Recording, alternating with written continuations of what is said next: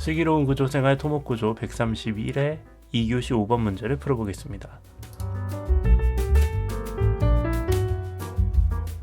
변형률 변환 공식을 적용해서 미지의 토션값을 계산하도록 요구하는 문제였습니다. 문제는 미지수가 사실 t뿐만이 아니라 충력 p도 포함되지만 t를 구하는 과정에서 p도 자연스럽게 계산이 되기 때문에 문제는 비틀린 모멘트만 물어본 것이 아닌가 이렇게 생각이 되게 되고요.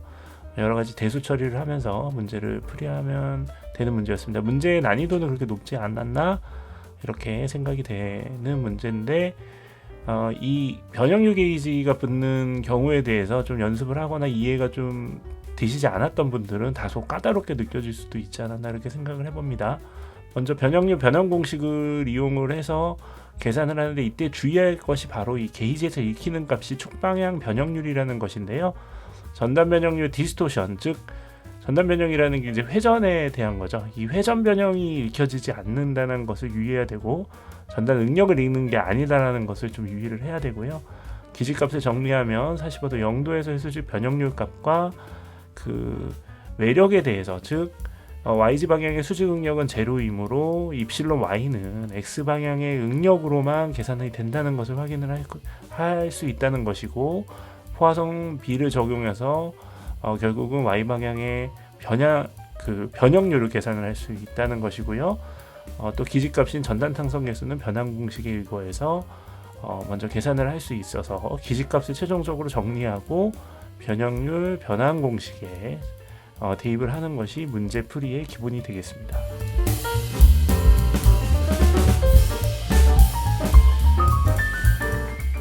(45대) 변형률인 100 곱하기 10의 마이너스 6승 스트레인 값은 xy의 기지의 변형률을 기지값인 변형률을 적용해서 방정식을 결국은 풀이하게 되면 미지수는 전단 변형률 감마 x, y 값만 남아있게 된다는 것을 확인할 수 있게 됩니다.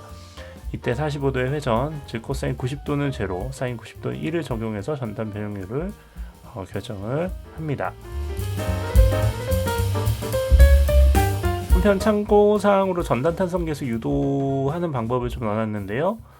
다음처럼 미소 요소의 순수 전단 응력 상태를 가정하고 이때 회전 변형을 감마라고 놓게 되고요. 전단에 의한 회전 변형에 의해서는 미소 요소는 당연히 길이는 늘어나지 않고 대각선의 길이만 왼쪽 그림과 같이 미소 요소의 찌그러짐, 디스토션에 의해서 늘어나게 됩니다. 이를 45도 회전한 미소 요소, 오른쪽 그림이죠. 응력과 변형률의 값으로 전환하면 미소 요소는 정적 평형 상태이므로 순수 전단의 찌그러짐에 의한 45도 방향 대각선의 이 변형된 길이와 45도 전환된 미소 요소의 변형이 동일하다는 것을 알 수 있게 됩니다. 이 동일성을 이용해서 탄성 계수와 전단 탄성 계수를 이 관계를 유도를 하게 되는 것인데요.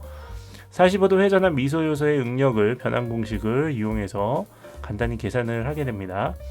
순수 전단 응력 상태이기 때문에 45도 회전 요소에 발생하는 수직 응력은 다음처럼 정리가 되는데, 수학적으로는 순수 전단 상태의 응력값 타우 x, y 값과 동일하고 최대 최소 수직 응력은 서로 부호만 다르게 됨을 알 수 있게 되고요.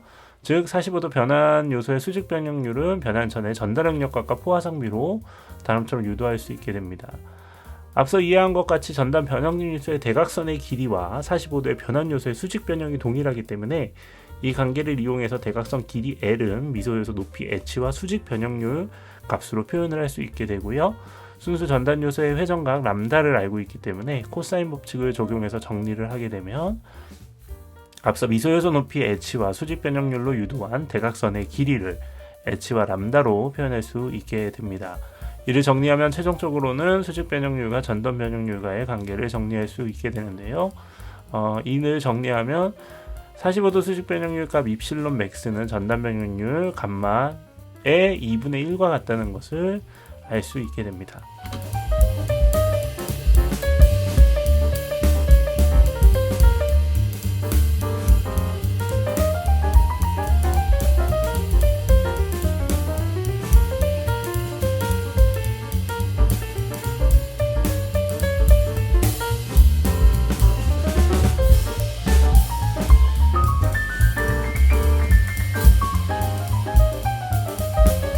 최종적으로 앞서 유도한 전단 능력과 45도의 변환 요소의 수직 변형률 관계, 앞서 유도했죠. 타워 XY로 이 값을 대입하게 되면 우리가 잘 알고 있는 탄성계수 2와 전단 탄성계수 G와의 관계 2 곱하기 1 플러스 포화성 B분의 2다 라는 것을 알 수 있게 되고, 이 관계식을 사실 잘 모르고 그대로 쓰시는 분도 있는데 좀 알고 계시면 여러가지 변환에 대해서 이해의 폭을 좀 폭넓게 할 수 있지 않나 이렇게 생각을 해봅니다.